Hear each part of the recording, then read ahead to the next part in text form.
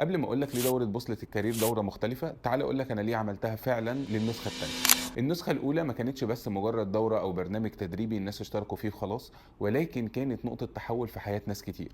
تخيل بعد سنين طويله حد قدر في الاخر ان هو ياخد قرار مصيري ويعرف انا عايز اكبر فين وعايز احقق ايه في حياتي المهنيه. تخيل ان بعد فترة طويلة ممكن حد يكون عارف شخصيته كويس جدا، عارف ايه هي نقط القوة ونقط الضعف اللي انا محتاج ابني عليها ومحتاج استخدمها في المواقف المختلفة في بيئة العمل. وعلشان كده دورة بوصلة الكارير مش مجرد برنامج تدريبي او كورس تدريبي وخلاص، ولكن دي بتبقى مساحة مشتركة آمنة لكل المشتركين ان هم يشاركوا تجاربهم ويشاركوا خطط العمل اللي احنا بنطلع بيها خلال دورة بوصلة الكارير وخلال البرنامج كله.